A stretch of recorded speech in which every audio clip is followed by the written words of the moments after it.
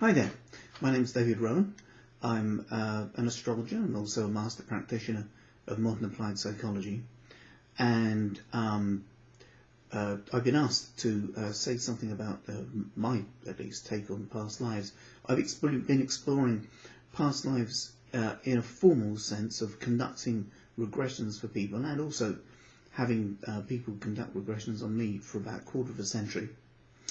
And before that, I've had a personal keen interest in such things. I was a twin, and my twin brother died when we were 4 days old. So I spent much of my life contemplating and considering the notion of continuum and of a something within us that continues, after physical life has ended. I think that just for the sake of expediency, it would be an idea to agree to call that part of us which continues the word soul. The Greek word for soul is psyche. So psychology means soulology, knowledge of the soul. Psychotherapy, it literally translates as soul therapy. And it seems to me that souls incarnate for some purpose, I guess. If there was going to be some kind of overview of what that purpose might be, for me it's souls experience various hardships and challenges, arduous, traumatic experiences in sentient life, so that the soul learns to have a default almost position in its heart of always erring or leaning towards kindness, compassion, love, tolerance, joy, in preference over other things.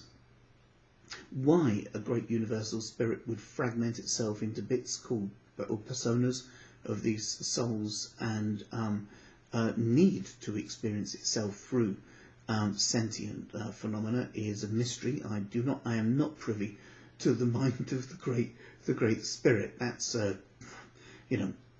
I have a small human brain in a very large universe, and so no, I don't know that one.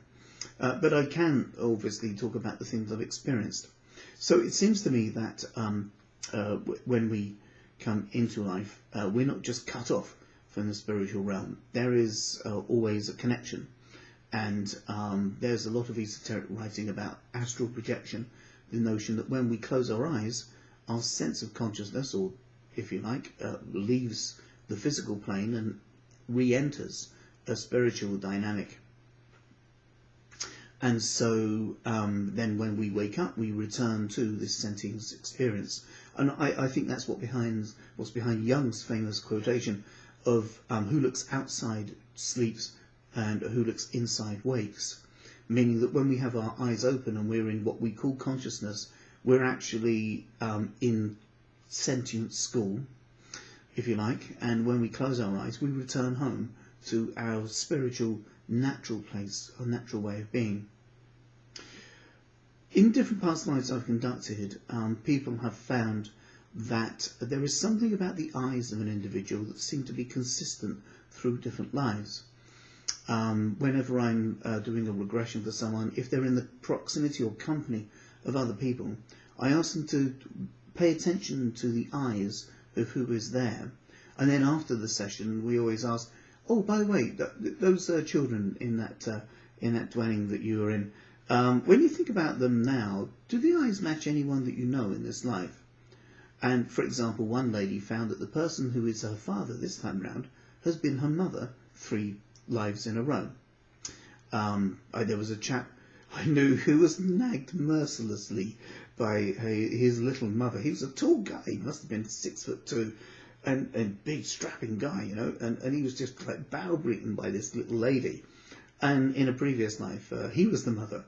So make of that what you will. The eye for an eye thing I don't necessarily think is the case, because souls learn compassion, souls learn tolerance. And so, if there you are at the Siege of Cadiz and someone's you're pouring boiling oil over somebody, And you could meet them next week in Tesco's by the chicken counter, and they could throw chickens at you. And you might think, why is this nutter throwing chickens at me? Like they've got a compulsion to do it. You know, when you're getting off lightly, really, considering it was boring oil that you poured over them.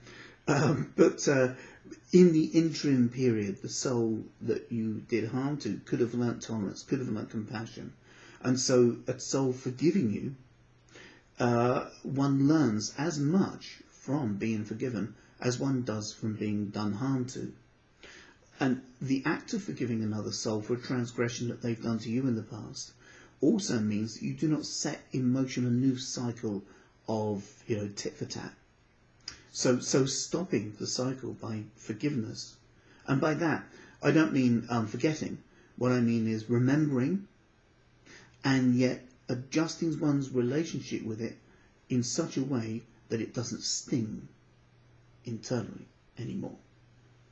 That you can find a philosophical viewpoint with it.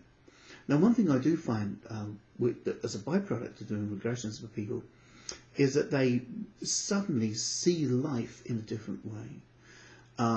If you look at 2 or 3 or 4 lives, you suddenly find that you have, for one thing, survived the threshold of death. And also, you realise that all partings are only temporary. As an approximation, the longest you're going to be, you know, without someone's company is about 95 years, which is a blink of an eye to the long millennium journey of a soul. You know, what we call human life is like a blink of an eye to a Canadian redwood tree. So, you know, from a reincarnationist perspective, a human life is short. When you're in it, it's a long time. A bit like when you wake up from a nightmare, there's that fleeting moment of eternal darkness before you can reach out and switch on the light. So it seems to me that we bound through lifetimes and lifetimes and lifetimes, forming very strong affectional bonds with people. Some of those affectional bonds can be beautiful and wonderful. Some of them are antagonistic, and yet they will remain strong affectional bonds until, or emotional bonds, until any antagonisms can be resolved. And the loved ones seem to find their feet in different manifestations. So 2 souls that are inextricably bound through love can find that in one life they might be twin sisters. Then in another life they might be uncle and nephew. And in another life comrades in arms. And in another life lovers. And so I know that a number of people I've met this time round I've known before, and these kind of soul connections kind of find their feet much more readily with social media. You know, in the old days, if you lived in a Somerset village, you might only have one friend in your whole life, 2 if you were lucky. You'd have to travel a long way, or you know, borrow a horse to kind of find new company. So the idea of connecting with lots of people that you've known before was very, very slim. Now, of course, we can wire up with the world, and so a lot of people are finding kind of deep connections with people. Oh, I feel like I know you from somewhere. Probably have. You know. So in this kind of sense, it changes one's orientation. You know, it's not so important that you don't have a red bicycle for Christmas this year, because there's no hurry. You know. Likewise, it's not important to enact revenge on a person, because we all walk into all of our deeds.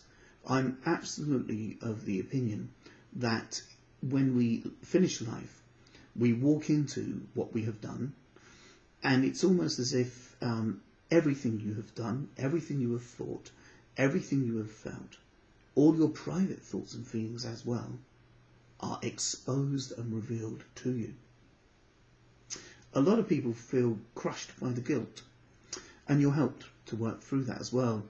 I'm kind of the opinion that there might be things that we've done in this life that we feel guilty about, and yet from a soul's perspective, once we've left the guise of our current incarnation, that we can look back at ourselves with compassion and find that you know, we needn't feel guilty about those things, because You know, if you're a child in a playground and you call another child a spotty four-eyed idiot, and it ruins their relationships until they're in their 20s, from the perspective of knowing who you were, the conditioning you had, the environment you were in, the media that you were being kind of met by, and the social circumstances of your life, all of that coming together, then it's not a surprise that you would have said such a thing to somebody. So I tend to think that there are things in life that we feel guilty about that maybe we do not necessarily have to. And there might well be things that we don't feel guilty about that it's probably a wise thing for us to consider that maybe we should. So I tend to live my life as best I can by being as harmonious and tolerant and kind as possible. You know, given the fact that I'm human with emotions that rise and fall, but I do my best to be able to do this. I find that understanding past lives, and actually the best way to do it, you can read all the books in the world, you can have theories, a clairvoyant can tell you about things that you've done, but the only way you really know, the only way you really know, is for someone to guide you into a relaxed state, relaxed deep enough that you can remember things from lives you've done before this one.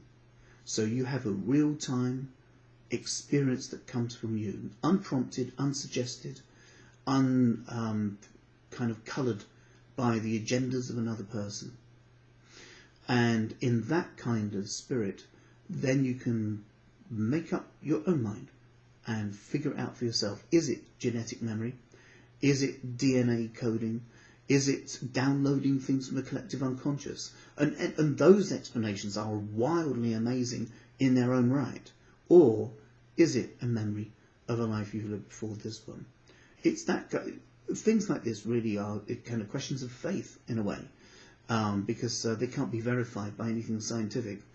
And so the only thing you can do is have the experience and decide for yourself if you think there's efficacy in it. I would recommend everyone have a past life regression, because if you can find that there's some value in it, it actually changes your relationship to bereavement. You know for sure, without any question of doubt at all, that everyone you love will survive the bridge of death, and you will meet again. There's no question. There's absolutely no question. It's just a question of when, and that's all, you know. And it's very reassuring to know that you'll never be fully and completely alone. And it's only just a question of time before you too enter a light of utter beauty, where there's no pain, there's no sorrow, there's no malice, just complete sense of being held and fulfilled and enriched in kindness and love.